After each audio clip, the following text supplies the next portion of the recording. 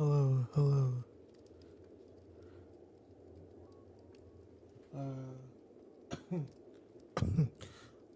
This is from the PlayStation 5 controller. I like how it sounds though, it sounds pretty good. Why isn't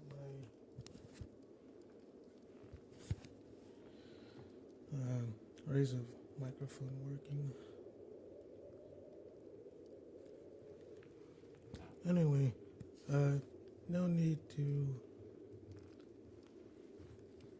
worry about it because I wasn't going to talk much anyway.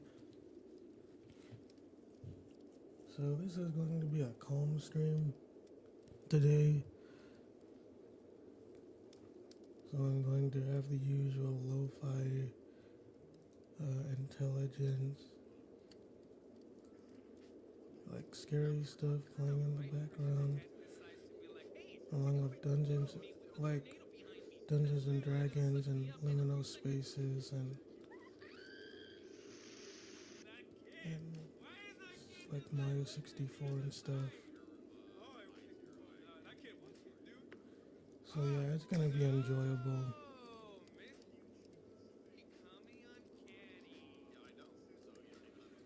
Okay. Alright, let's do it. While the iconography of popular 80s movies and certain fantasy authors was undeniably important for the budding video game industry, none of them influenced video games mechanically the way D&D did. They both came to be at around the same time, and when the medium was still A bit young, now, there was a a bit strong down. overlap between PC gamers and role players. While the tabletop Put that RPG up a became less little. relevant for the burgeoning video game industry, consumer hardware became Okay.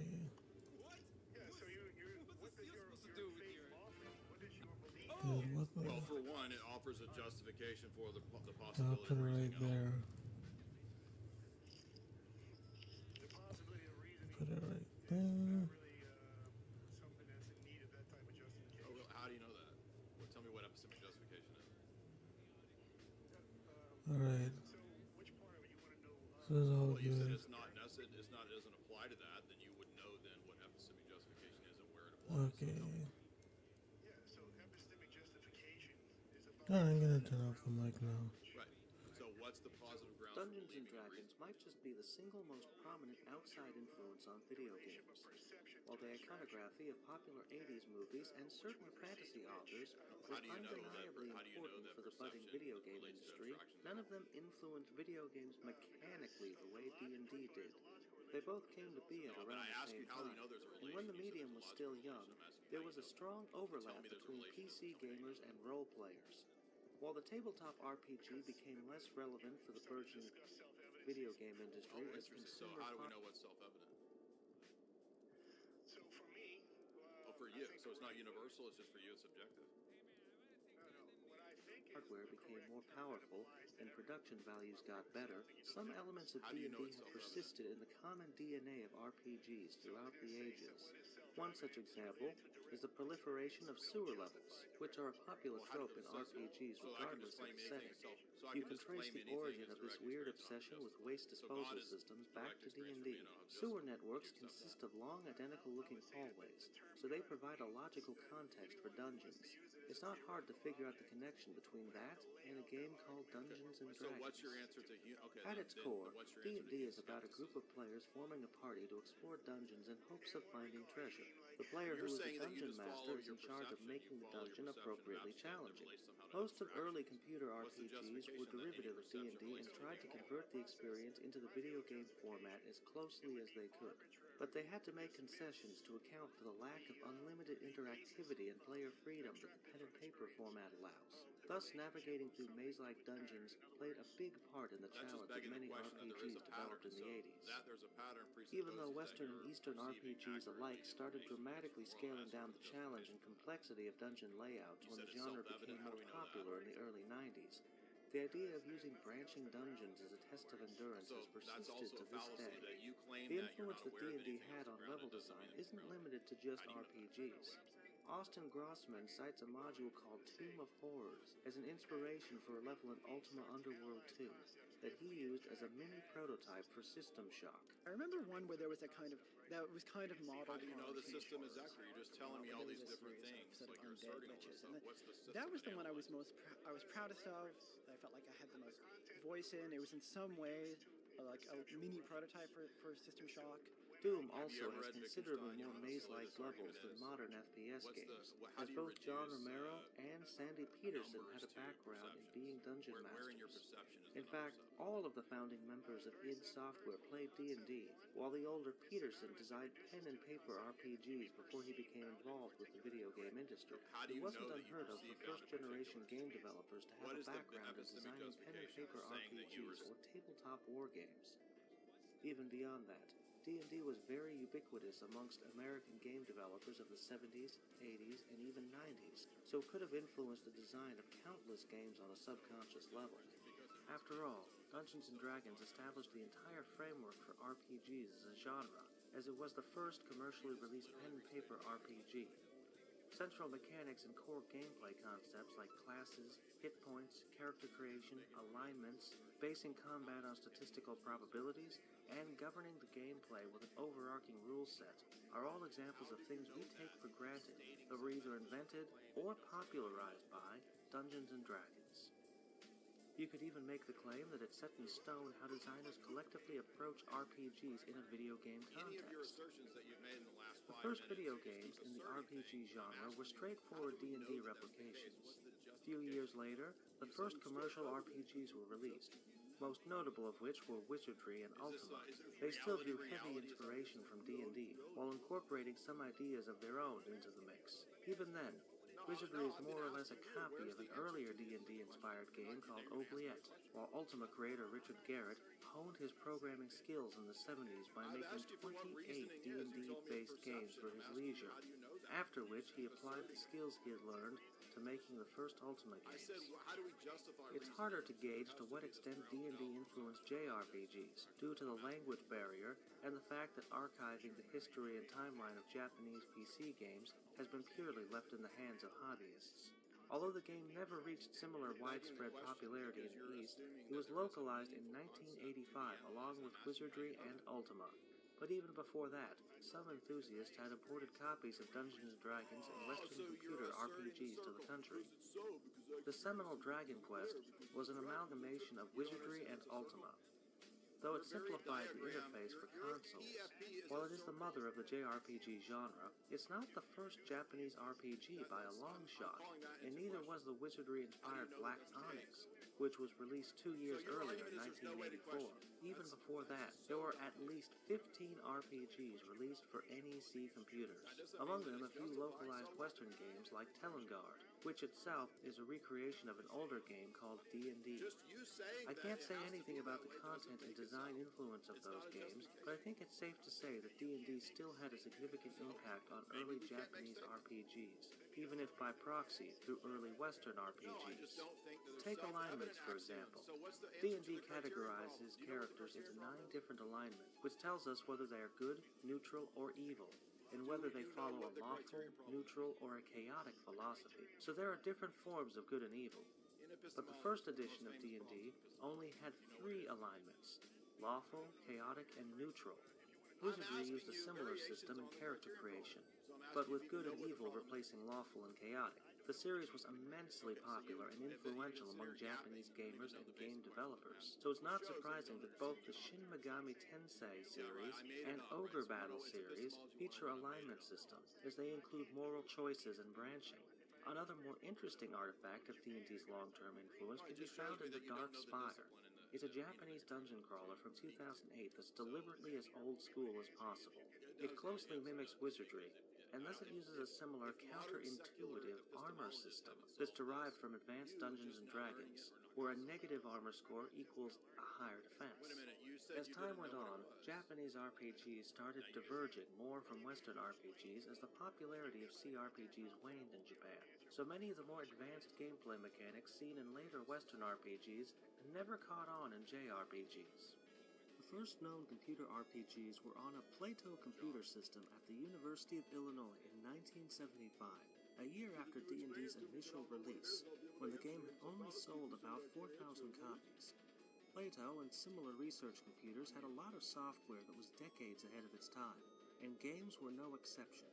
Email, online chat, touchscreens, screen sharing, and online gaming are just some examples of things that Plato did years before anyone else.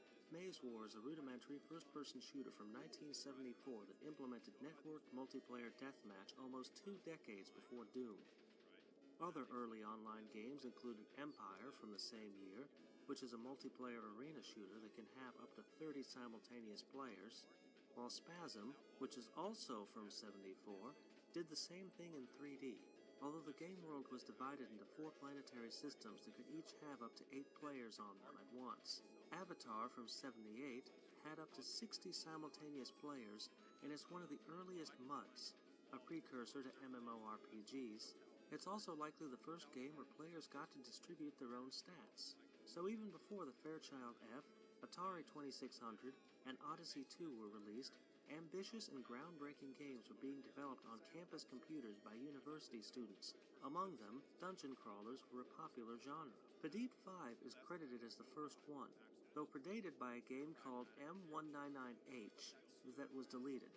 In it, the player creates a character by rolling dice, enters a dungeon to kill monsters and find treasure.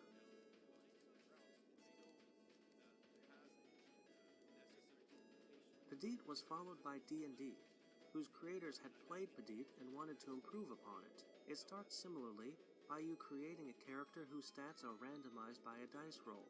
Battles are simple exchanges where you either die or defeat your foe and get a message proclaiming your victory. Orthanc is an almost identical game, though it has an automap function that fills as you explore the area. If you get enough experience points, you can get your name in the Hall of Fame, where different universities are represented. Moria was also released in 1975. It's notable for being the first RPG that wasn't inspired by D&D. The developers hadn't even heard of D&D when they started the project, but were in contact with the creators of the D&D Plato game during development. Moria differs from Pedite and its offspring mechanically. Instead of stats being determined by dice rolls, you get to pick out of 4 different options what kind of attributes you want your character to have, which is effectively the same as selecting a class. Exploration is done from a first-person perspective, so wizardry and other dungeon crawlers can trace their lineage back to this game, while Ultima uses the same style as Pedite 5, D&D, and Orthanc. On top of being the forefather of classic dungeon crawlers, Moria's innovations aren't limited to just changing the camera angle. It was the first RPG to do many things. Characters age, and you must consume food and water like in the Ultima games. Weapons have offensive and defensive ratings, while spells are divided to mage and priest spells. There are secret doors like in wizardry, stats increase with use, and the maximum isn't 18 like in D&D-based games. You can increase them up to 100 like in wizardry. You can set up a camp where you can store excess items, while storekeepers can make suggestions to you based on how much money you have to spend. You can tie a string to a location and automatically return there, which is a feature that some later dungeon crawlers like Etrian Odyssey use to reduce backtracking. However, the most impressive feature is that up to 10 players can play together in a group, and there are even guilds. 2 years later, Oubliette was released. It took a lot of inspiration from Moria and greatly influenced the developers of wizardry. It's another incredibly advanced game for its era. It would take years and years before regular home computer games reached a similar level of sophistication. Now character creation allowed players to choose from 15 different races and classes. Once you've created a character, you're supposed to head down to a tavern to form a party with other players, as the game was designed for multiplayer. For that reason, there's an in-game chat command that lets you write messages to others. If you really want to read more about this game and how it influenced wizardry, check out the CRPG Addicts blog. His site is a goldmine for those interested in the history of Western RPGs. If you want to try these games for yourself, head to cyber1.org, download PTerm, and apply for an account. It took a while for an official D&D video game adaptation to emerge after these trailblazing Plato games set the stage. The first licensed D&D games were actually released for consoles, more specifically, the Intellivision. Advanced Dungeons & Dragons, which was later titled Cloudy Mountain, and Treasure of Tarmin, were released in '82 and '83 exclusively for the Intellivision in North America. Cloudy Mountain is a very rudimentary action-adventure, although quite advanced when compared to other second-generation console games. The control scheme is quite convoluted, but what the game boils down to is killing monsters and finding items. You've got a bow with a limited amount of arrows, which you can use to kill enemies. They even ricochet from corners, so they can be used to kill enemies without drawing them to you. Once you find a key, an axe, and a boat, you can reach new areas on the world map, as you try to reach Cloudy Mountain and obtain the Crown of Kings. Treasure of Tarmin is a more true RPG, and if it weren't for Dragon Stomper, it would be the first console RPG ever released. It's more complex than its predecessor, and probably the deepest game on the system. The entire controller is used for different functions, like opening doors, picking up items, and glancing left or right. It's technically also very impressive, featuring three-dimensional first-person dungeon crawling 5 years before Phantasy Star. This time around, battles are turn-based, and your goal is to descend to the bottom of a huge dungeon, kill a minotaur, and steal his treasure. The game world consists of mazes that are connected in the shape of a reverse pyramid.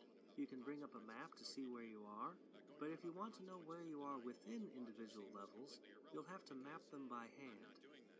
It's not an enjoyable or interesting game experience these days, but for the Intellivision, Treasure of Tarmin is very impressive.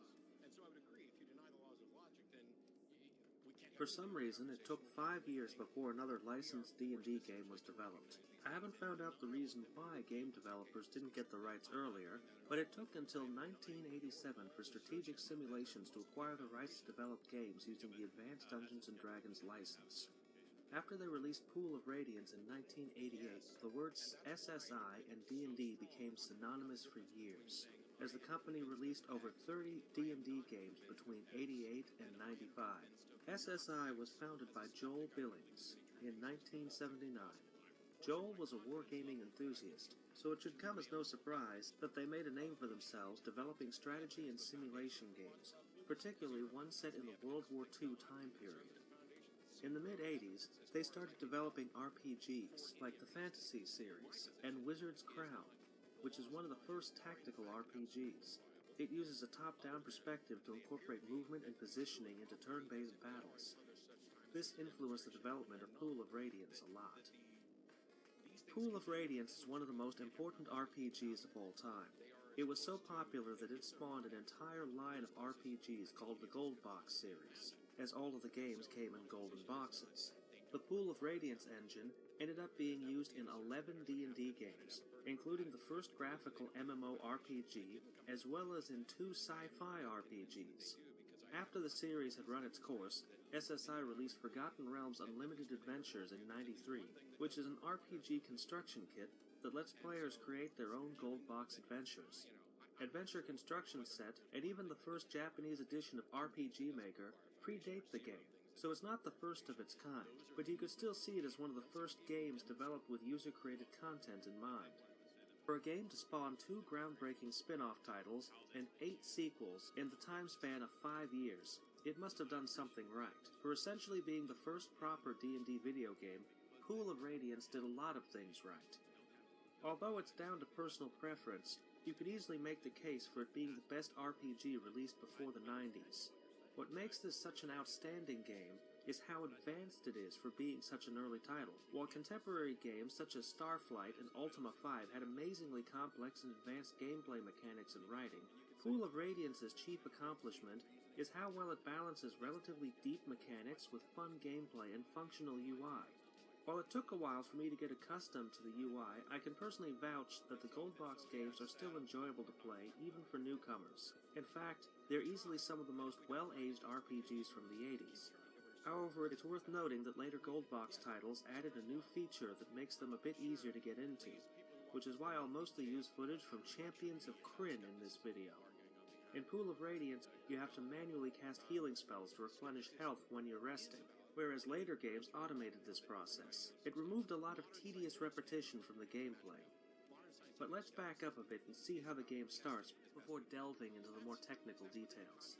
All of the games start with party creation. Unlike in JRPGs, or even modern Western RPGs, you don't play just one character and recruit more people to your party along the way. You must instead create your own party by assembling 6 different characters, which you must name. It's standard practice in computer RPGs, but it's worth noting that you don't play as predefined characters like Commander Shepard, Geralt, or Adam Jensen in these games. When choosing a class, you can also opt out for dual or multi-classing. One character can even have 3 different professions at once. It's a common feature in D&D games, and generally there aren't any negative trade-offs beyond slower leveling and making a hybrid character. Once you've chosen the sex, race, and class of your character, you must choose an alignment. In most D&D video games, it actually doesn't affect anything, but it's still always a part of the character creation process. That kind of cargo cult programming isn't conducive to good game design, but it's understandable as many early RPG developers considered making an exact recreation of tabletop D&D the highest goal in game development. Similarly, some race-class combinations are useless due to the pen and paper rules. Halflings have a lower strength cap and their fighters can only reach the 6th level, while human fighters can level up unlimitedly. And females of all races have a lower maximum strength than their male counterparts. So it just doesn't make any sense to make a halfling fighter, especially one that's female, even if you're given the choice to do so. Another similarly puzzling carryover from tabletop gaming is the rolling of virtual dice for stats. It's something you have to get used to, as D&D games did that until the turn of the millennium. In the early rule editions of the tabletop game, you might get a bad roll and end up with a dumb mage or a scrawny fighter, but in the video games, you can re-roll your stats as many times as you want, until you get the desired outcome. So all this tabletop simulation accomplishes is making players waste a lot of time trying to get an optimal character by repeatedly re-rolling their stats. What kind of stats you roll is actually really crucial, as your base stats don't go up every time you level like in many other RPGs. While your hit points, hit chance, and saving throws get better with each level, there isn't much power creep in Pool of Radiance, and other similar D&D titles. A fighter who starts out with 25 hit points might have 100 by the end of the game. Similarly, the health of monsters and bosses isn't bloated to absurd proportions. D&D's health system still has unrealistic implications when compared to the tabletop wargames that it was inspired by, but having your health triple or quadruple within a single playthrough is still tame when compared with more loot-centric RPGs, where stats are inflated to the point of a single increase feeling meaningless.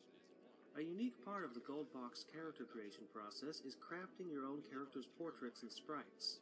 Of course, everyone who has ever played this game has had a laugh by combining unfitting male and female parts together. This feature was scrapped from the sequels, but they retain the sprite creation process, as it actually affects gameplay. You can choose different body parts and color combinations to make your characters look distinct from one another, which is really helpful in combat, as it makes it easier to visualize how your characters are positioned on the map. When you've fine-tuned your party, you can transfer your characters from one game to another, even between games that aren't part of the Gold Box series. That's because the series is kind of divided into 3 trilogies. 4 are set in the standard Forgotten Realms setting. The Kryn trilogy, which this video showcases, uses the Dragonlance setting, which features more draconoid creatures and undead, while 2 games use the Savage Frontier setting. Their development was outsourced to a developer called Stormfront Studios, which is something that SSI did a lot to keep up with the demand. Once you've assembled a party, you can start exploring the game world. The game plays from a first-person perspective while you're in towns, but switches to a top-down view once you run into a random battle. So it's a Dragon Warrior-esque mix of Ultima and Wizardry, except the influences are mixed up the other way around. The graphics aren't good enough that you could easily tell the areas apart from one another, so you'll likely have to map down some areas by hand to a graph paper or an Excel sheet. You'll learn the layout of cities over time, but getting lost in a dungeon is a real threat. Thus, mapping out towns and dungeons by hand is going to eat up some time and paper when you play these games. But dungeon exploration is downplayed and tame when compared with actual dungeon crawlers of this era. which were filled with teleporters, traps, and other mechanics like that which were actively trying to make the process of navigating and mapping the dungeon more challenging. Admittedly, navigating cities isn't the easiest task in this game, if you are used to automatic, high-quality maps in modern RPGs, but the interface always tells you which direction you're facing and at what coordinate you're standing at, which makes it easier to keep track of where you are.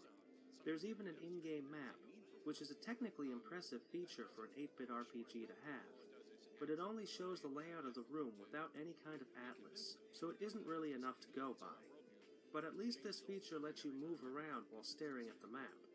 So all in all, the developers did a lot to help players from feeling lost, given the technical limitations they had to work with. Combat is where the game really shines.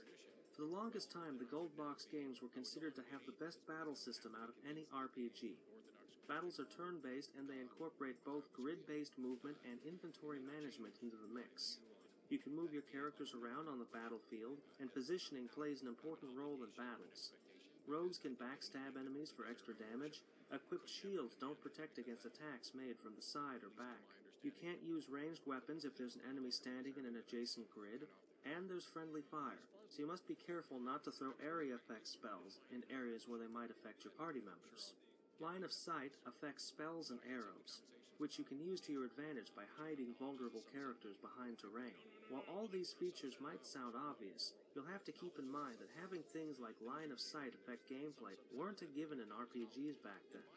And even far after the game's release, many games were, and are, content not bothering about adding such details to add depth to the gameplay. But there's still a few more novel and exclusive mechanics that the Gold Box games featured. When a character's health drops to 0, they don't automatically die. They'll become unconscious, as long as the killing blow didn't exceed -10 hit points. After that, an unconscious character starts bleeding to death, so one character has to spend a turn bandaging them to prevent them from dying. However, this mechanic does not require you to walk next to the injured person to heal them, which is a missed opportunity to further emphasize the importance of positioning. At least attacks of opportunity play a very prominent role in how you maneuver around the battlefield. If you try to move when standing next to an enemy, it will momentarily interrupt your turn to perform an automatic attack. This goes both ways.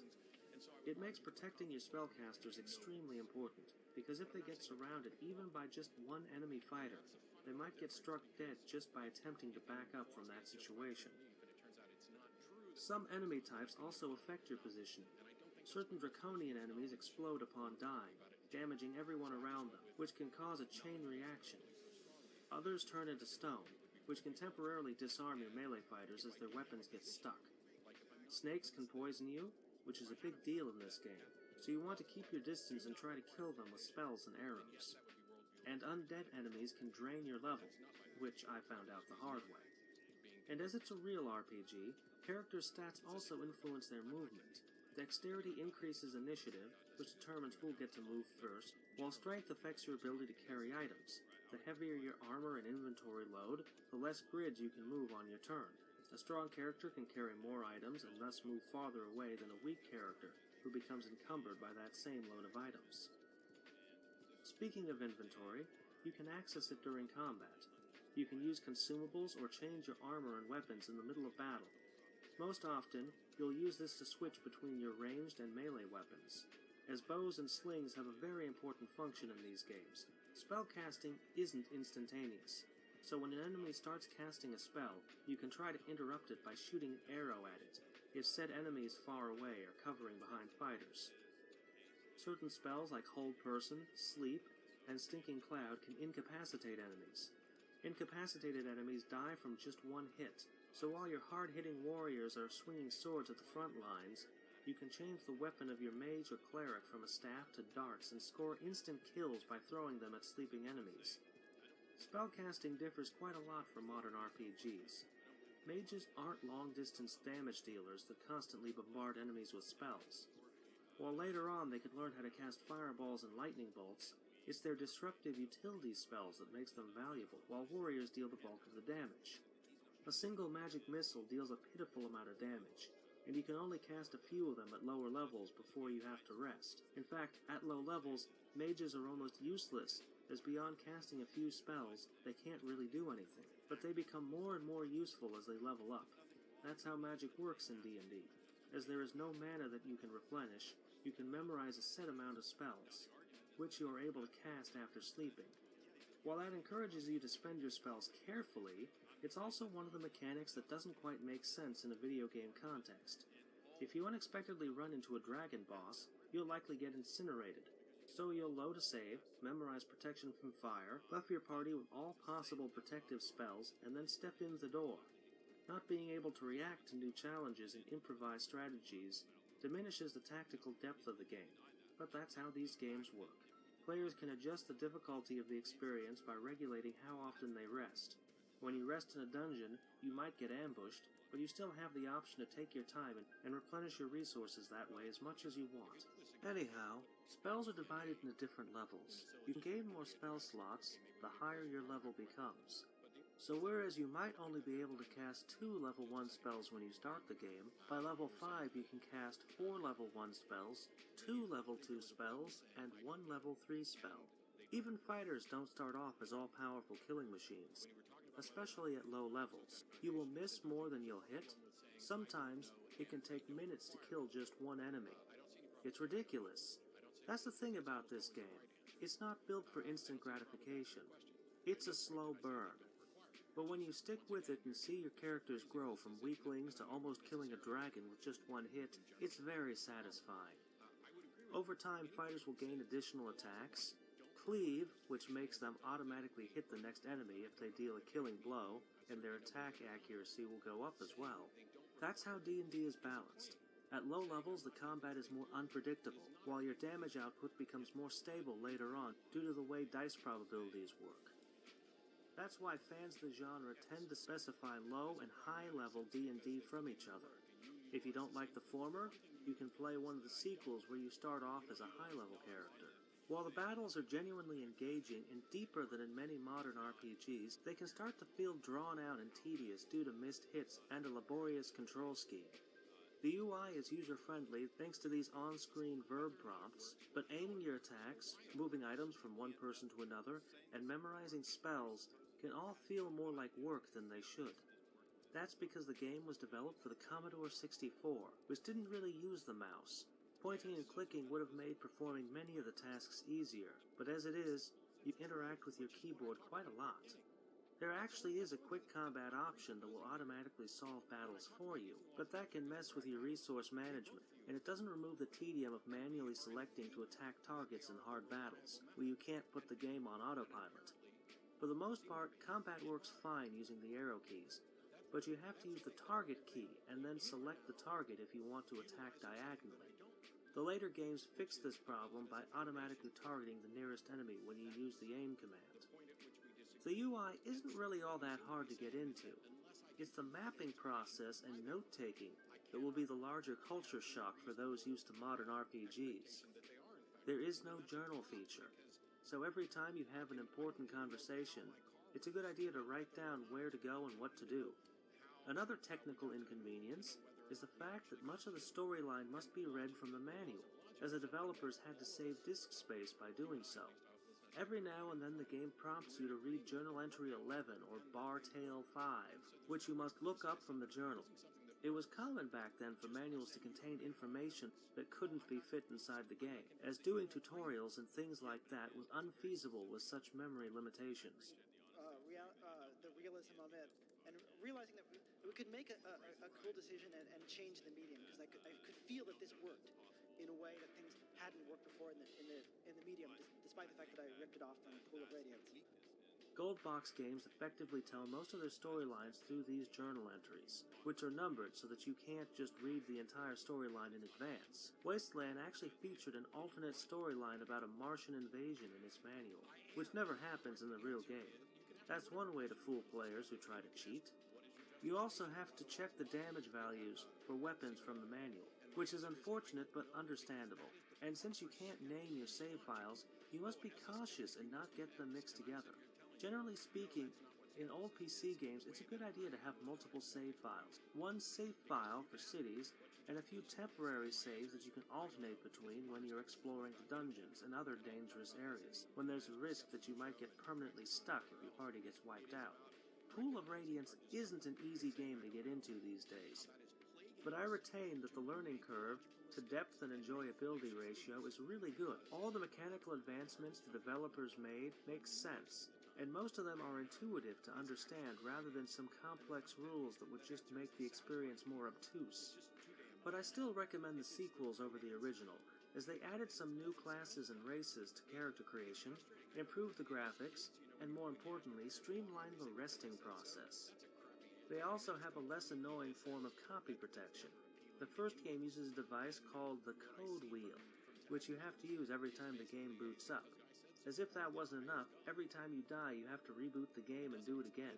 SSI quickly moved away from this model to just forcing the players to look up some random word from the manual. Audio-visually, the game is decent.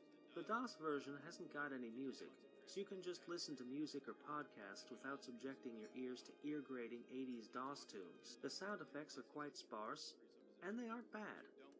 The graphics aren't mind-blowing, but better than in Ultima or Wizardry.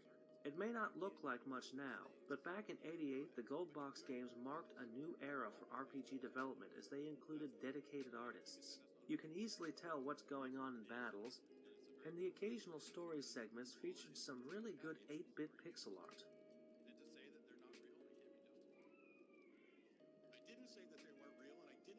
But as I've mentioned before, moving in towns and dungeons can be somewhat disorienting due to lack of details that would help separate similar-looking hallways and doors from each other.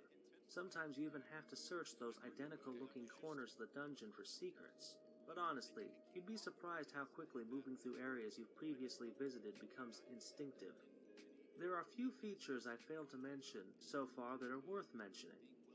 You can try to negotiate with some enemies. You can try a haughty, sly, meek, nice, or abusive tone of voice. In some areas you can come across NPCs that might join your party, at least temporarily, and some of them might betray you. The way the game treats loot is different from many RPGs. Generally in D&D games, if you kill a soldier who wears plate armor and a sword, you'll find a plate armor and a sword from the loot.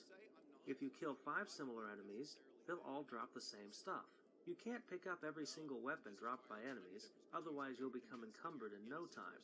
And most simple weapons will only sell for a few gold coins anyhow. In Gold Box games, this also applies to money. Coins have a weight, and you can carry a limited amount of them around with you. So every time you get loot, you're asked how many coins you want to take, which can be annoying. Unless you buy something expensive, at some point you'll have to deposit some of your valuables that you're carrying around with you in the bank. And instead of a universal currency like gold coins, there are multiple currencies. Mages mostly learn new spells by copying them from magic scrolls, so it isn't always guaranteed that you'll learn certain spells. You can try to open locked doors by making the rogue lockpick it, fighter force it, or a mage cast a knock spell on it. I'm sure I'm missing and overlooking some little details to give these games more depth and character, like the Moon System and Night Quest in Champions of Krynn, but I think I've made it reasonably clear how sophisticated these games are despite their shortcomings. It's absolutely shameful how little fanfare there is surrounding the Gold Box titles these games, even among fans of RPGs. Not only is the series one of the cornerstones of Western RPGs, but Pool of Radiance also brought more new things to the table than many other old RPGs that are now considered classics that every self-respecting fan of the genre has to try. If you decide to give one of these games a chance, remember to set up the config file. Otherwise, you might not be able to save your characters and start a new game. Although Pool of Radiance was ported to the NES, it's recommended that you play one of the computer versions. The console versions of Western RPGs were often scaled down, simplified, censored, or otherwise different from their PC counterparts. While D&D games of the 80s and 90s were primarily developed for MS-DOS and other computers, they have some console-exclusive games as well. There's at least one gem among them, and that is Order of the Griffin from Westwood Studios. It's a stellar tactical RPG that was only released for the TurboGrafx 16.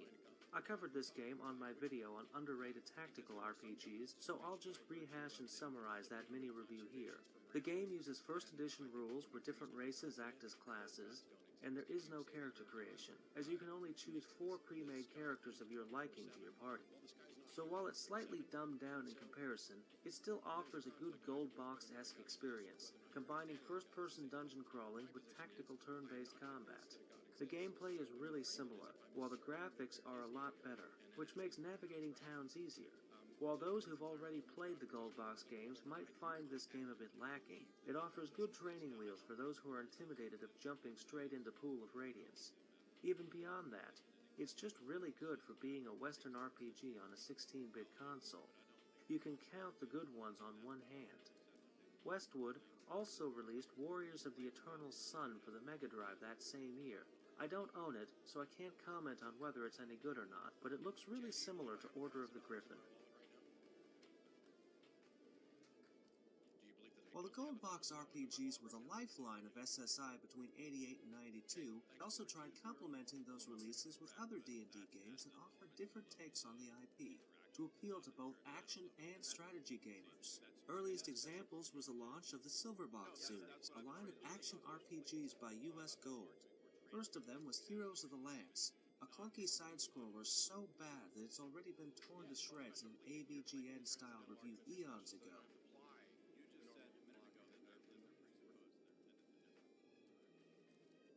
The sequel, Dragons of Flame, wasn't much better. These games are a complete waste of time and the license. Westwood's Hillsfar is an interesting take on the genre. You play a single character in what is essentially a glorified minigame collection. You can ride a horse, fight on an arena, and play an arcing shooting gallery.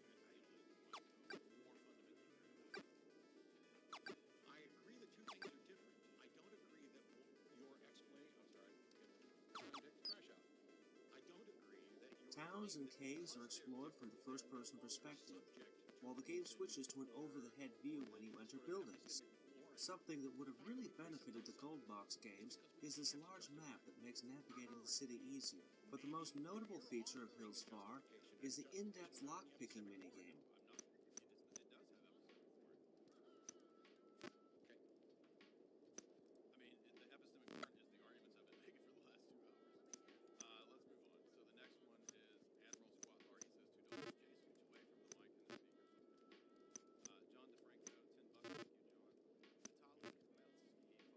War of the Lance combined SSI strategy expertise with D&D, and is one of the better spin-off titles. The game is divided into 3 phases, moving forces around on the map, having heroes retrieve magic items, and establishing diplomatic contacts.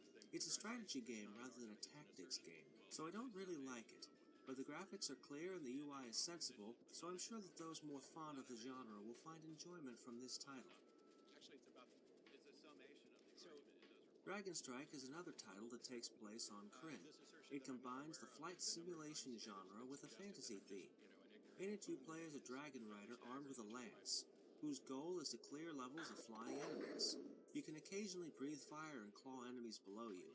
It's not purely a mindless action game. You have to observe the situation and think what angle you'll use to approach enemies. Given the release year and the fact that it uses fractal 3D landscapes, the action is fairly smooth. The game was ported to the NES and even the X68000 in Japan, despite its relative obscurity. The NES version obviously couldn't handle 3D graphics, so it was converted to a free-roaming top-down shooter.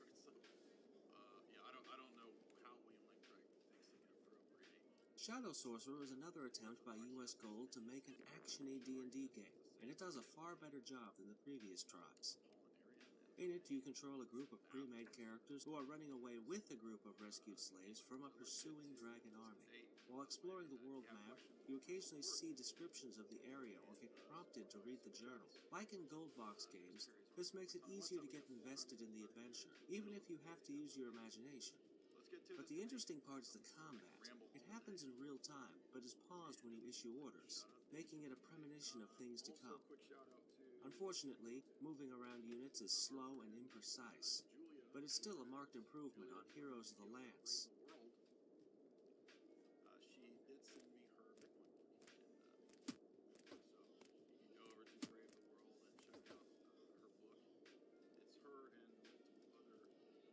Bitcoin proponents. A bunch of dudes that I've heard of, but one dude I have heard of, Robert Friedland. I follow him on Twitter, but I'm not familiar with these other dudes. But here's some of the other dudes on here if you want to follow some of these.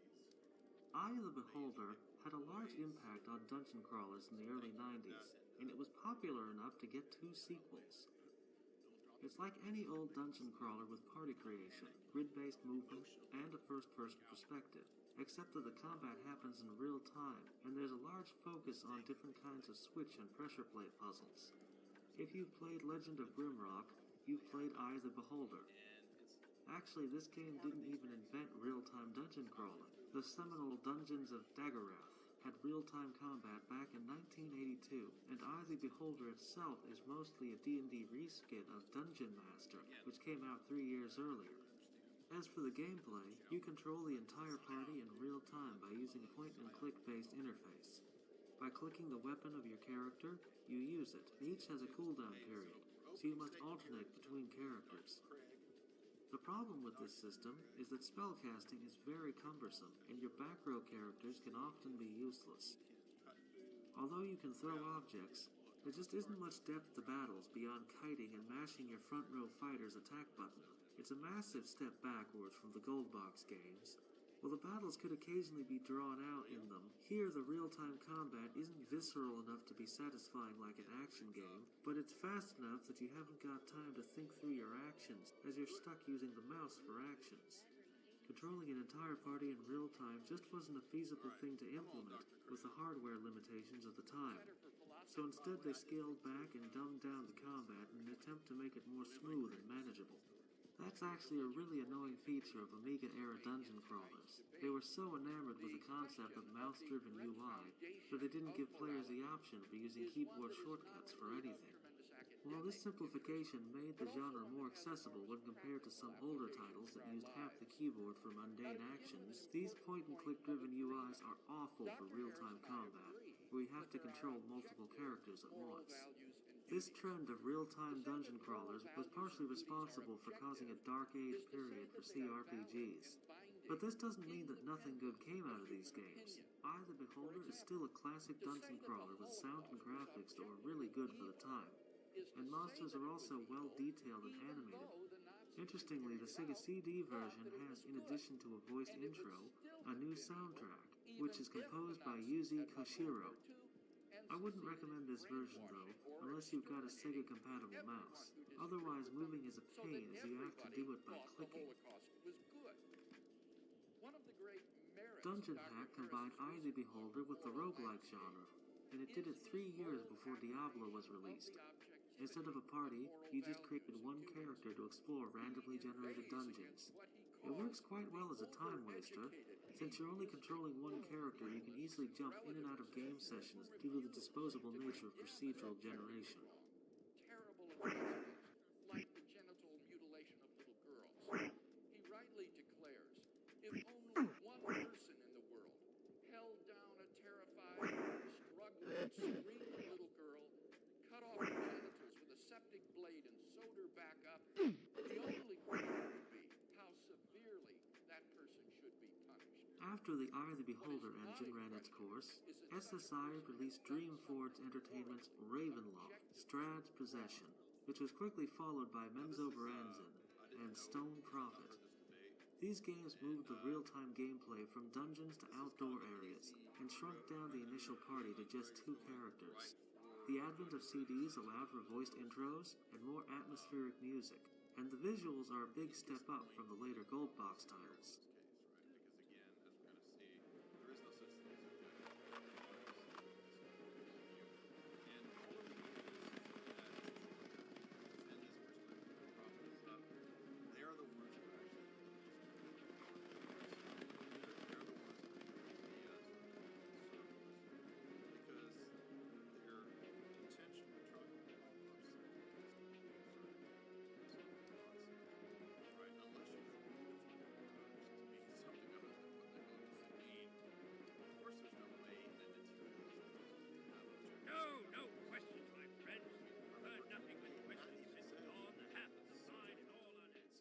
However, the real-time combat is yet again lacking in depth. devolving the intricate tactics of party-based combat to feverish clicking and occasional spellcasting. It's a shame, as for that reason I just feel bored by the gameplay in these titles. Everything else looks nice though. Movement can be kinda slippery, as if you were playing Doom and the 3D graphics can be grainy, but the dark settings and good visuals make it seem like there's potential if you just stick with these games. What grounds them? What makes certain actions objectively good or evil, right or wrong? In tonight's debate, I'm going to defend two basic contentions. First, if God exists, then we have a sound foundation for Al-Qadim is one of those handful of single-character action RPGs with a top-down view that predate Diablo. It's a more beginner-friendly light RPG with a simple and accessible mouse-driven interface. It's more akin to Zelda than Pool of Radiance. There's more of an emphasis on solving quests and simple real-time combat. The movement can feel kind of spastic, but it's more fast and responsive than in previous games like it. Although there are no classes, you can try to sneak past enemies, and you can cast spells by using magic shards. The game takes place in an Arabian Nights-inspired desert setting, with a lot of cliches and humorous writing. There's no character creation, but at least you can choose between whether you want your character to be rude, nice, or neutral when interacting with NPCs. Slayer is a 3DO exclusive action RPG that tried to combine D&D with the action of first-person shooters. At the start of the game, you create a character in accordance to the 2nd edition AD&D rules. After that, you choose how hard the dungeon is going to be and start exploring it. It's downhill from there. It's your average real-time dungeon crawler, where you aimlessly explore maze-like levels, collect loot, open doors, and try to keep yourself fed. To my knowledge, there isn't any story or point to the game beyond advancing to the next level, but then again, I've never been able to play it for more than 15 minutes at a time. The first-person view combat is just god-awful thanks to the poor hit detection, lack of sidestepping, and overzealous turn buttons that make navigating the dungeon a pain even outside of combat. The short draw distance and music helps to build some atmosphere, but the gameplay is dull beyond redemption. The most interesting part of the game is the multi-layered level design that reminds me of early FPS games, even though actual gameplay takes place on a flat plane.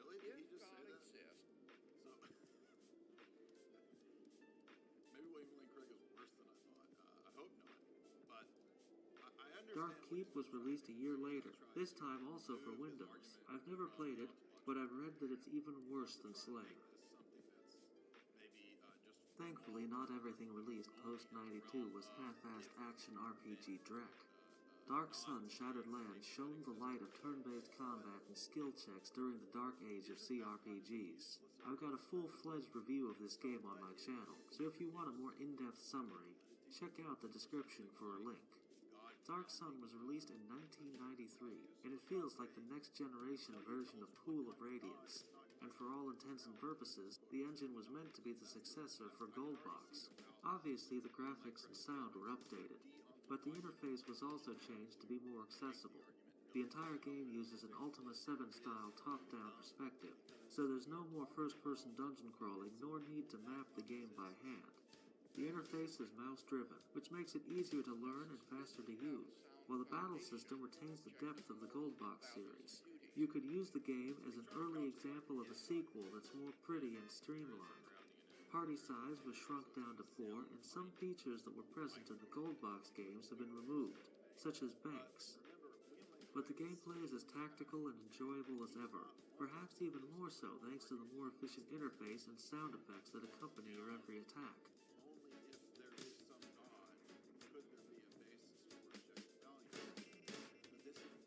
Dark Sun was an important step in the evolution of D&D games, as it was the first to ditch grid-based movement in combat.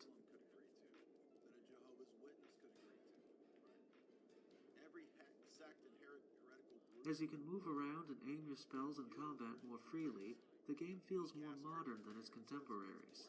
For that reason, I consider it very neglected by game historians and writers, as it played an important evolutionary role in transforming CRPGs from one form to another.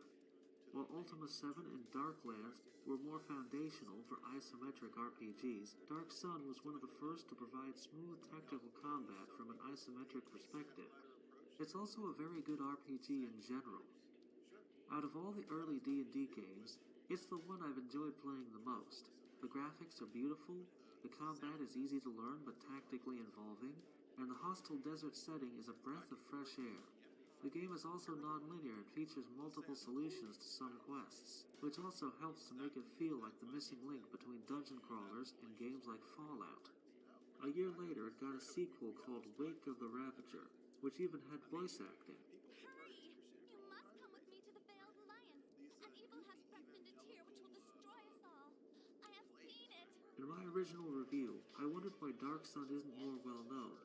Well, since then, both of these games were re-released on GOG, so hopefully this miniseries will start to gain more recognition. I haven't tried the GOG versions, so I can't tell if these bugs have been fixed, but if you plan to try either of these titles in DOSBox, you might have to increase your cycles to circumvent sluggish mouse emulation. Wake of the Ravager also has a bug that makes the songs loop, which you can only get rid of by downloading an old patch, which thankfully can still be found online from a German site. Finally, there's an MMO called Dark Sun Online, which was released in 1996, a year before Ultima Online. Naturally, you can't play it online anymore, so I can't really tell you anything about it besides regurgitating things I've read from this Game Sutra Postmortem and Game Archaeologist article.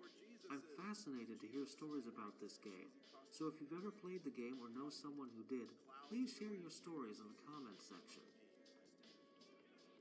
People convert because of that dumb stuff. While the D&D license obviously lends itself best for RPGs, various other genres tried adapting the IP in hopes of making some money from brand recognition, like the god-awful fighting game Iron and Blood, Warriors of Ravenloft, which is one of the worst fighting games released for the PS1. Thankfully, all brawlers weren't as bad, as before that, Capcom developed two excellent arcade beat-em-ups using the D&D license, called Tower of Doom and Shadow over Mystara, which were later compiled together as the Dungeons & Dragons collection for the Sega Saturn in Japan, and more recently received the spiritual successor Dragon's Crown, though that did not have the D&D license. We'll be taking a look at Shadow over Mystara, which came out later and added more playable classes. The game starts with character selection, with each character representing a different class. Like in Order of the Griffin, dwarves and elves count as their own separate class. The elf is a nimble melee fighter who can cast spells, while the stout dwarf wields an axe and a shield. Warrior is the most self-explanatory class. Thief can pick enemy pockets, double and wall jump, pick locks, detect traps, and has a sling with unending ammunition. Cleric can buff and heal himself, and the magic user can cast various spells. The classes also differ from each other physically.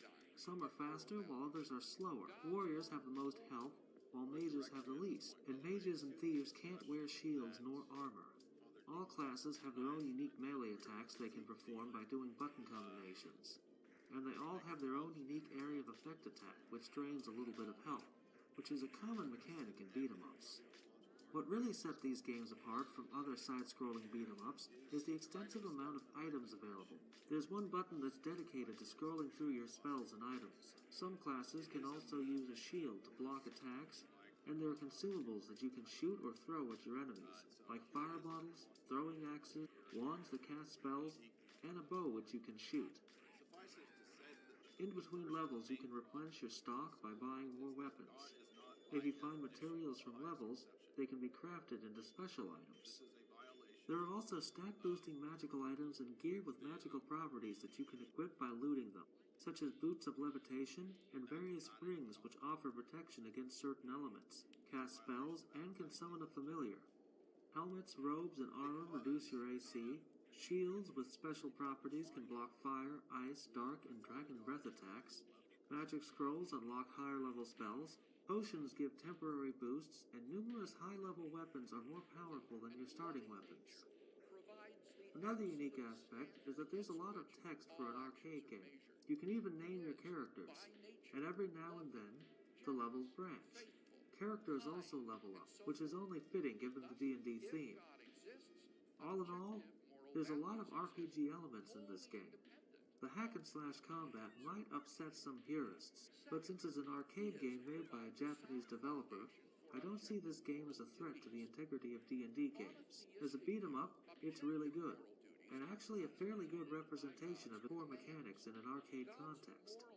I think that it's a far more insidious threat to the purity of RPGs when games that present themselves as such try to cater to action gamers.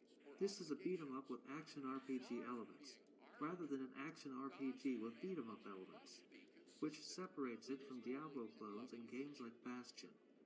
The Saturn port retains the beautiful backgrounds and smooth animations of the arcade games, but only 2 players can play co-op, whereas 4 players could play in the arcade version. That's a bit questionable as the game requires the 4 meg RAM expansion card, even though beat-em-ups that ran on the unexpanded Saturn could support even 6 players at once. The load times are also quite bad, though they never approached Neo Geo CD levels. Even then, it's a minor gripe in an otherwise excellent and visually pleasing game that's just tailor-made for couch co-op.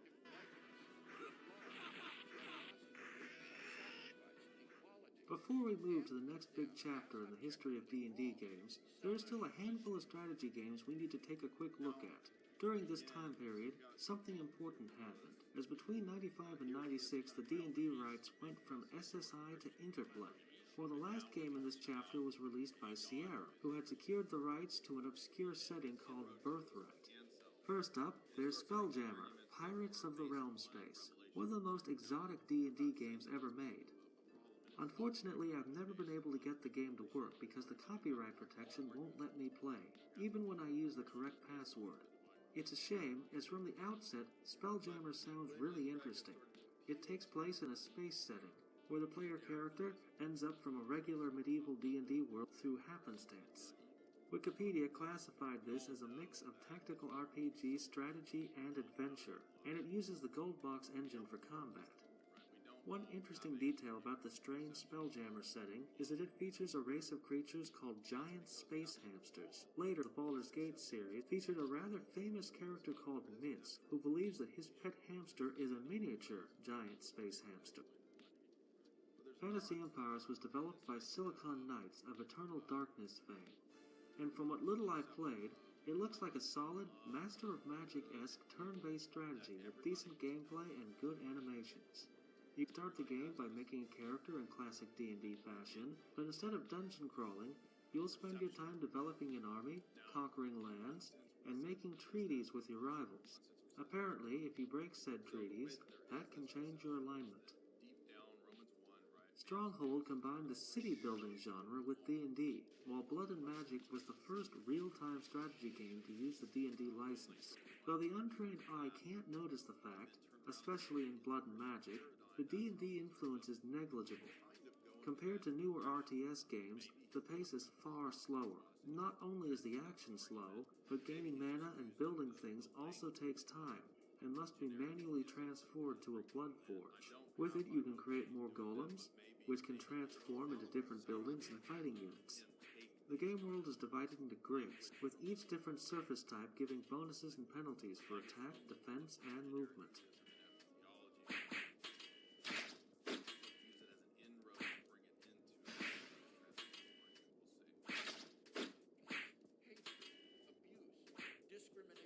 Birthright, the Gorgon's Alliance, is a turn-based strategy game with a tactical battle component. You can play the full game, which plays like a grand strategy game, or you can do adventure scenarios, where you set up a party of 4 and engage either in real-time or turn-based battles, which are both equally sloppy.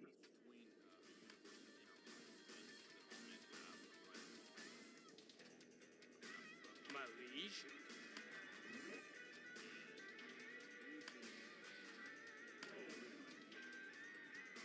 My liege? My liege? Yes, Regent.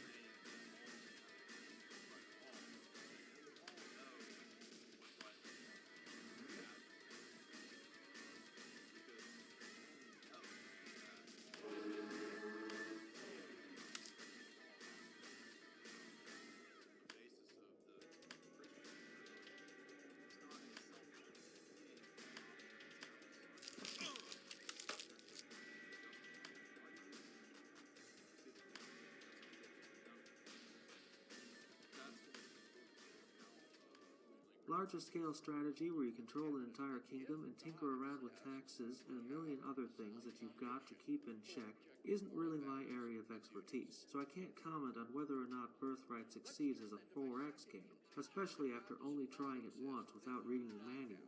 At least I can say the engine wasn't optimized for turn-based squad tactics.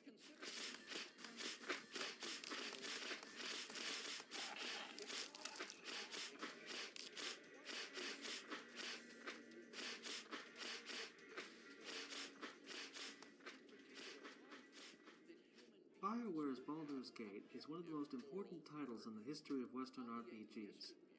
During the mid-90s, computer RPGs were in a slump. During that time period, Computer Gaming World even refused to give an annual Best RPG award one year due to lack of viable options.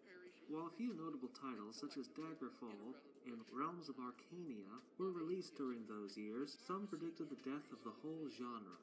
Then Diablo came along and reinvigorated the action RPG genre, which arguably had caused this decline of the genre in the first place. 2 years later, Baldur's Gate was released, and it had a similar effect on traditional RPGs. It sold over 2 million units, which was and still is a considerable amount for a CRPG. Not bad for a first effort from an inexperienced team of 60, where only 2 members had previously even shipped a game.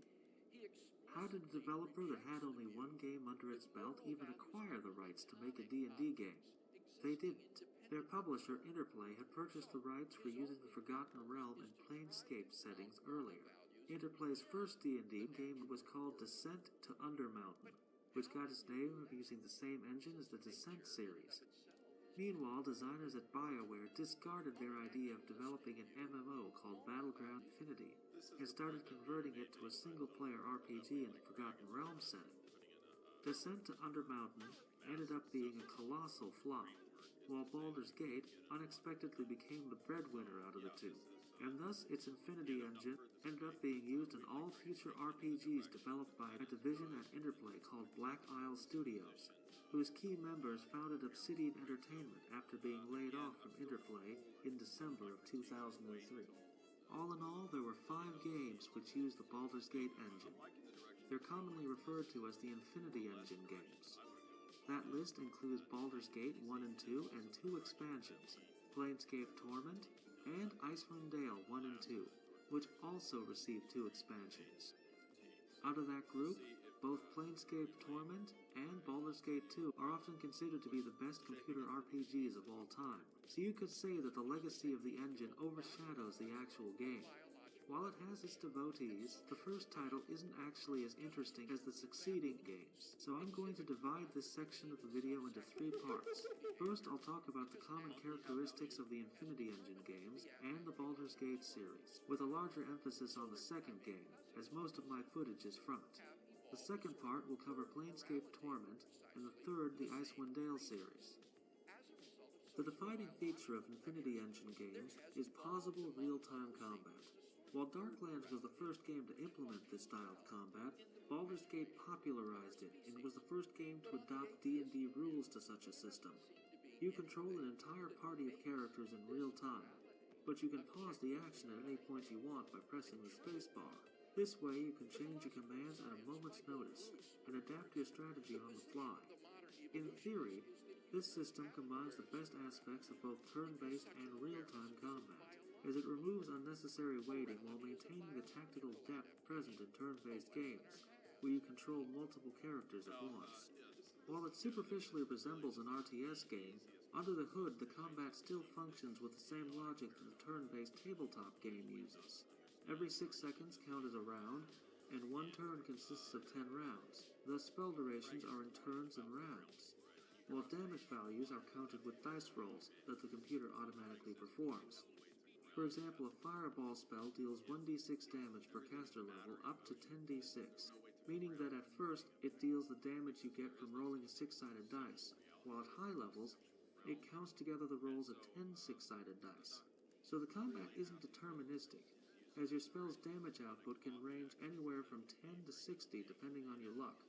This goes for every single attack you make and receive, though there are a lot of modifiers that can add or detract from those numbers, such as race-specific spell resistances, +1 weapons, buffs and debuffs. Does anybody like It might seem like an odd choice for a game that's as relatively modern as Baldur's Gate to be based on hidden dice rolls, but you've got to keep in mind that every single spell, monster, ability, and item that was lifted from the pen and paper game was balanced around the probabilities of a dice roll.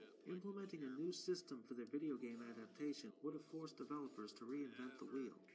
As the game is played from an isometric perspective, positioning and spatial awareness play a key role in combat. You have to keep your caster away from the front lines and be mindful of enemy spells and arrows. Try to estimate the reach of your area of effect spells so you don't accidentally harm your own party members, and move in closer to heal the injured and cast offensive spells that have a limited range. So the battles are very reminiscent of Pool of Radiance, only difference being the tilted camera angle and the fact that they occur in real time. The combat system is very tactical thanks to all the numerous mechanics picked up from the pen and paper RPG. For instance, you can switch between different weapon loadouts during combat. So if your warrior gets rooted by a spell, he can switch to a bow and start shooting enemies. Or if you want a more D&D specific example, skeletons are resistant to slashing and piercing damage, so you should switch to a blunt weapon while fighting them. Trolls are another interesting enemy type, since they regenerate health. So unless you pour acid or fire on them after their health drops to 0, they'll get up again. You can equip a healer or a spellcaster that can use bows with acid or fire arrows, and have them kill a downed troll from a distance while the melee fighters move on to attack the next target. Overall, the amount of variation in encounters is impressive. After all, the developers had an extensive bestiary to call upon. There are numerous supplementary D&D books that are dedicated to listing different monsters and their properties. In comparison, many other RPGs are content with recycling the same enemy types over and over again. We were pretty pumped about the Burning Crusade. You just got lots of new monsters. Okay, well, they're new skins of old monsters, whatever. There are over 300 spells at your disposal, twice the amount of Skyrim. Various protective and counter spells bloat the list. For example, you can cast Zone of Sweet Air to dispel harmful spells that linger in the air, such as Stinking Cloud and Cloud Kill. Even beyond counter spells like that, you can use spells defensively, like casting an acid arrow is a quick way to interrupt a spellcasting enemy. In D&D games, especially early-level mages aren't as much ranged damage dealers as characters whose jobs it is to disrupt enemies and make survival easier in group versus group combat.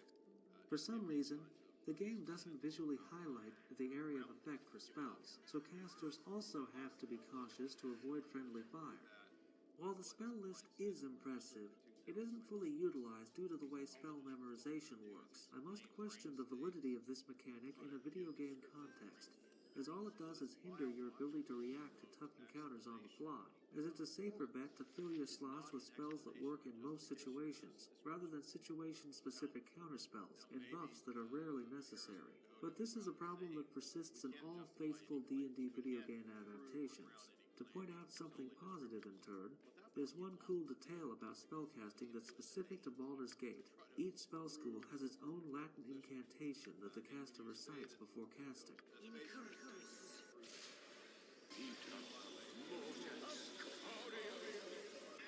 be of most use?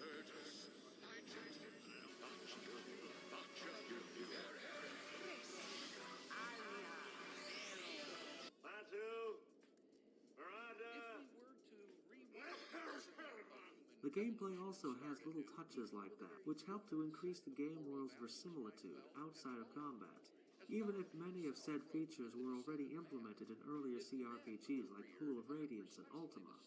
For example, your characters have to regularly sleep. I demand that we stop. The day was not this long even when I led soldiers in the order. And where you sleep affects your chances of getting ambushed if you're inside a dungeon.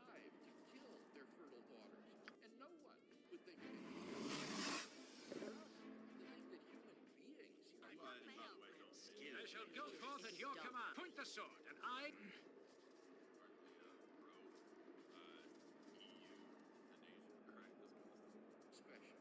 And our morality Ready? Oh, yes. is to succumb to the temptation of speciesism. That is to say, an unjust... Time passes from night to day as you sleep, travel to new areas, and even if you spend too much time in one place. Weather effects and ambient sounds like birds chirping also help to bring the world to life in a way that earlier games never managed to do, but that's a natural part of technological progression.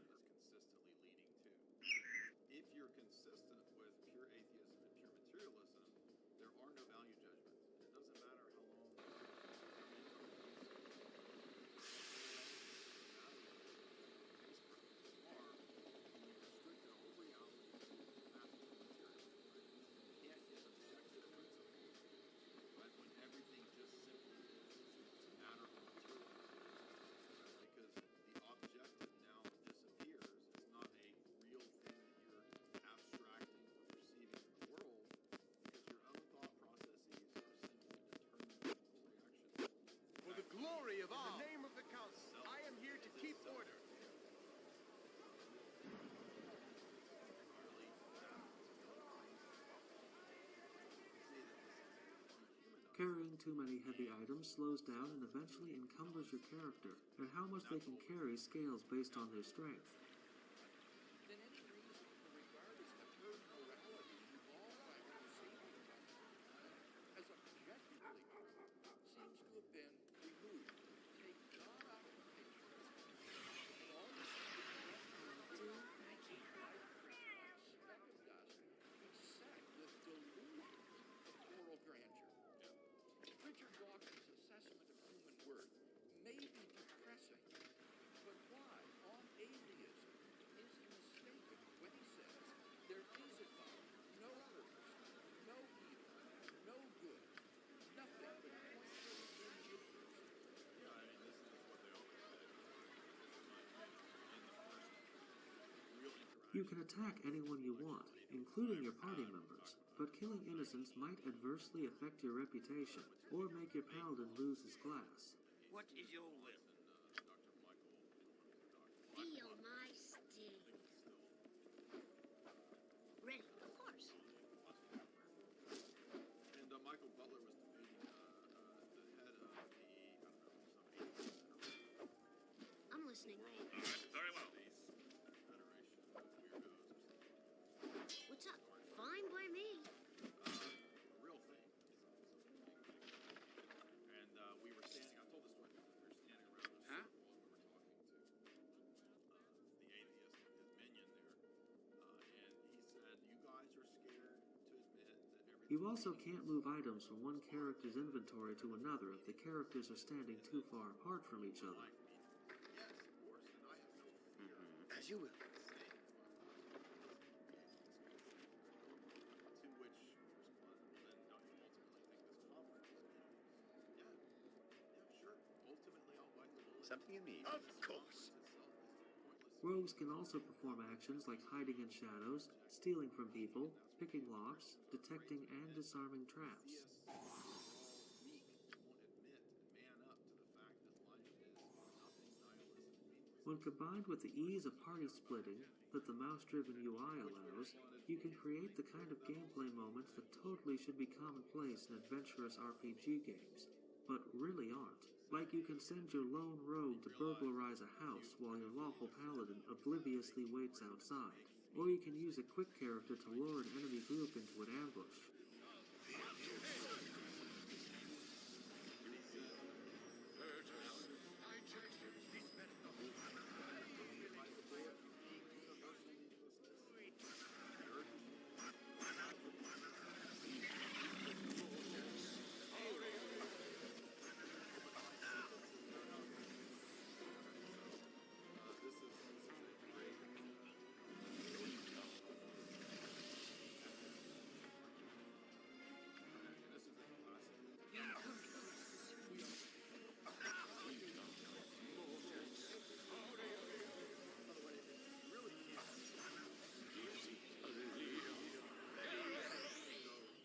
There was party splitting in previous RPGs, like the Magic Candle and Realms of Arcania series, but the Infinity Engine made it really easy to multitask and send one or more characters into an opposite direction.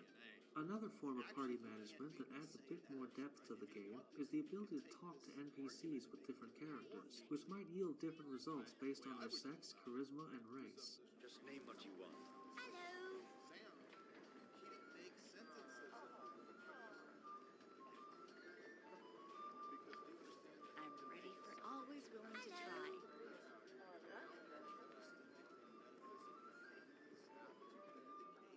Your party members also react to the choices you make, and they might leave you permanently if you do something that they don't like based on their personality and alignment. So when the atheists, the materials, when they come into this board, This isn't right. I will not tolerate We're supposed actions to be such better as than this. We should strive to be just and fair. Good and evil characters will also start to bicker and even kill each other if mixed in the same party, so that's something to keep in mind. there's Speaking of party members, there's another defining feature of the series. Before Baldur's Gate, most Western RPGs featured full party creation. Character drama and inner turmoils of your party members usually did not play any part in the stories, which focused more on external threats. There were RPGs with pre-made characters with written personalities that you could recruit along the way, like in JRPGs, but games like that were in the minority. Baldur's Gate started the trend of Western RPGs involving the player character in the story on a more personal level, while still retaining some level of control in the player's hand in the form of a blank slate protagonist. In fact, the character creation is deeper than in any previous D&D game, as it features weapon specialization, choosing starting spells, and a more extensive list of classes, most of which were given 3 subclasses in the sequel. Subclasses, or kits as they're called here, grant certain abilities and bonuses with some negative caveat. Oh, and stat allocation finally replaced dice rolling, though you can still randomize your stats if you want to. But no matter what race, gender, class, or alignment you choose, your character's backstory remains the same. Thus, from 2000 onwards, Western big-budget RPGs started placing more emphasis on story and characters at the cost of party creation and combat system. But like transformative trendsetters tend to do, Baldur's Gate still has its other foot firmly rooted in tradition. Examples of such mechanics could include identifying items, which many consider a tedious process, and the ability to ignore and leave central characters out of your party. There are so many recruitable party members with their own side quests and backstories that you can't experience everything in just one playthrough, and you still do have the option for creating a custom party. It's just not the intended way to play through the game, as game balance and story were crafted with the pre-made characters in mind.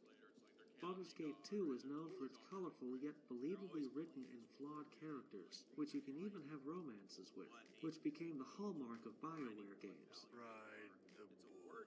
Again, BioWare wasn't the first to include romance options in an RPG, but they popularized the idea. That actually summarizes Baldur's Gate 2 well. It's not the most innovative game, but rather one that polished good ideas of previous RPGs into a memorable and well-executed package. It's the quintessential D&D game, which is the reason why it's often considered to be the best Western RPG ever made. It doesn't have any major flaws, and it's competent in everything it does.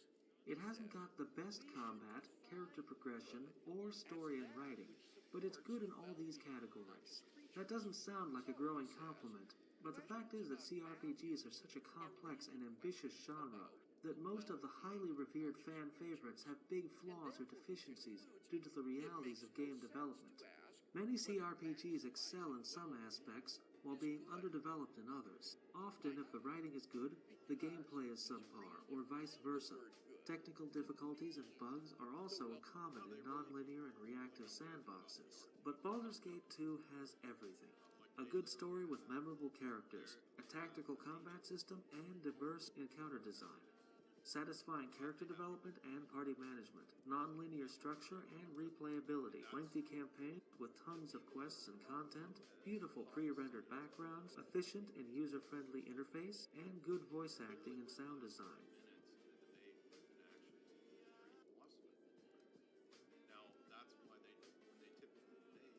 While various other games surpass it within all of these categories, it's hard to think of another pure-blooded CRPG that is as good a total package as Baldur's Gate 2 is. Of course, that doesn't mean it's flawless, or that everyone is guaranteed to like it. While the interface is great and easy to learn, it could be improved. It takes too long for spell tooltips to load, and you can't right-click an item you're about to loot to check out its description and stats. It also wouldn't hurt if adding hotkeys was a quicker process, though you can manage just fine using your mouse and space button. Another common gripe is the fact that you must gather your party before you can exit a zone, which leads to unnecessary waiting at times. You must gather your party before venturing forth.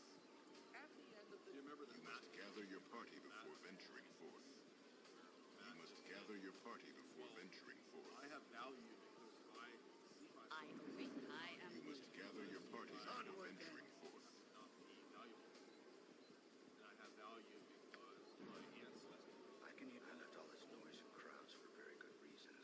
Though it's understandable why such a feature was implemented, as otherwise you could run away from some encounters too easily. I suspect that was the developer's intention.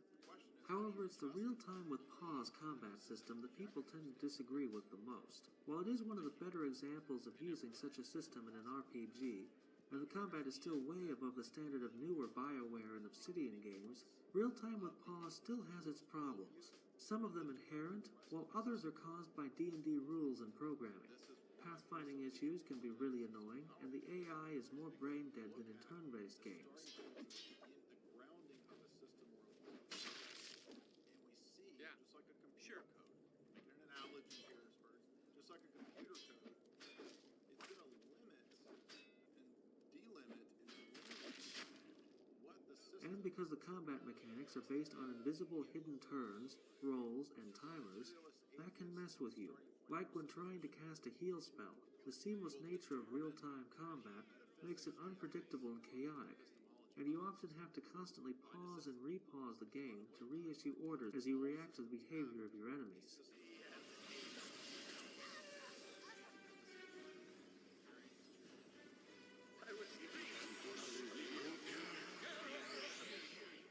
Suffice it to say that many CRPG fans tend to dislike real-time with pause combat for things like that. While I personally prefer turn-based, I still enjoy combat in Infinity Engine games.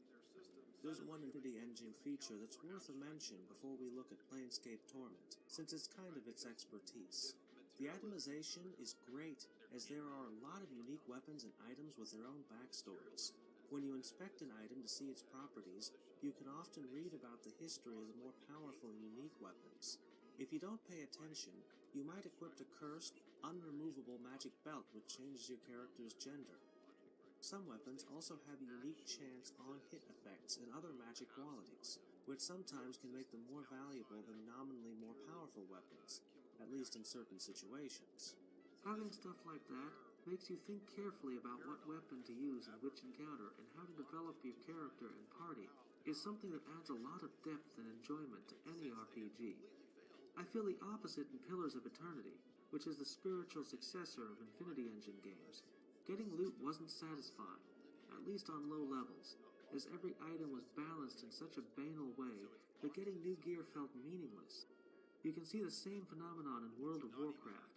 In the Halcyon days of vanilla, many epic and even various rare items had wild chance on hit effects, or were otherwise creative and unique. Some of them were extremely powerful when used in tandem with some other item, or they offered great benefit situationally, while being weaker than more standard weapons.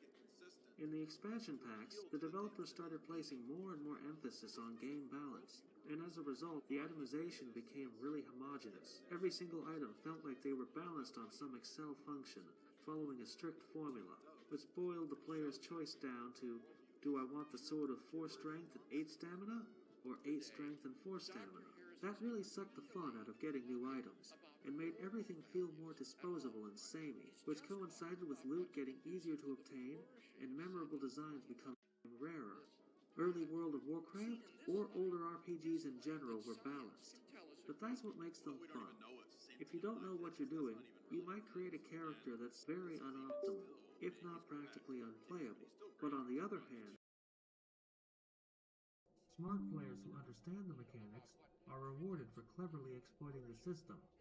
Anyhow, let's move on to the next game, without getting further sidetracked. Just as it can tell us what is conducive to the flourishing of corn, or mosquitoes, or bacteria. His so-called floral landscape, If there's one game in this video that everyone should play, regardless of how you personally feel about D&D or CRPGs at large, it's Planescape Torment.